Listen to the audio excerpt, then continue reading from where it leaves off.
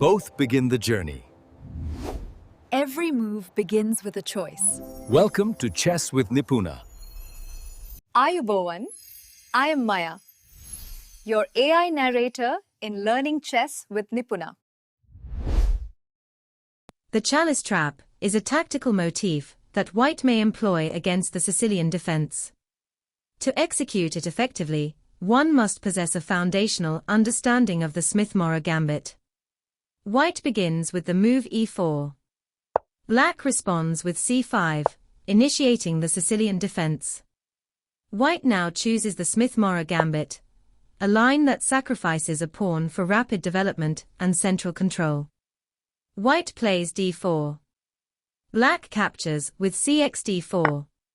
White continues with c3.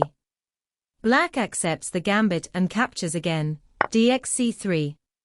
White recaptures with the knight, nxc3. Observe the position. White has established a central pawn and developed a minor piece. Black, meanwhile, must begin anew, having no developed pieces and no immediate control of the center. White has seized the initiative and gained a valuable tempo. Black possesses several sound responses in this position, including the developing moves nc6, e6, and nf6. However, a player who is relatively new to the Sicilian defense may lack adequate preparation against specialized lines such as the Smith-Morra Gambit, the Alapin variation, the Grand Prix attack, or the closed Sicilian. Consequently, from a psychological standpoint, the most commonly chosen move by a novice Sicilian player is often d6. A cautious and familiar reply that seeks solidity, yet may inadvertently invite tactical motifs such as the Chalice Trap. This position presents a timely opportunity for white to develop the bishop to c4. According to the strategic teachings of Garry Kasparov, it is often advisable to position the bishop such that it exerts pressure on the f7 square, widely regarded as the most vulnerable point in black's camp during the opening phase. Once the bishop is placed on c4, black's ability to play f5 or f6, particularly after castling, is significantly restricted. The f7 square, being adjacent to the king's initial position, becomes a focal target for tactical operations and ceremonial ambushes. Once black plays nf6, the ceremonial sequence is set into motion. White responds with e5. A central thrust that initiates the trap. If black accepts the pawn with dxc5, white proceeds with bxf7+, delivering a check.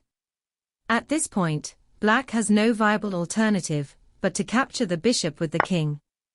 This exchange, however, displaces the monarch, drawing him away from the protection of the queen.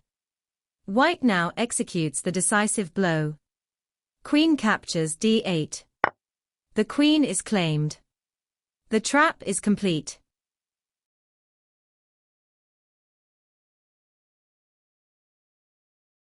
Should black reposition the knight from f6 to d7, the tactical sequence of the Chalice Trap is effectively neutralized.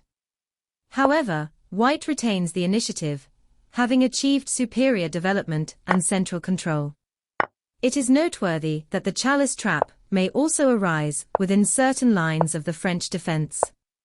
This thematic motif, while distinct in its structure, shares the same underlying principle of tactical provocation and central disruption.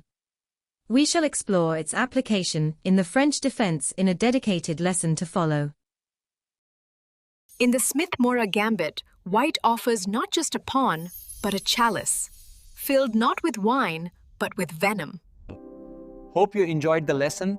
See you in the next lesson of Chess with Nipuna.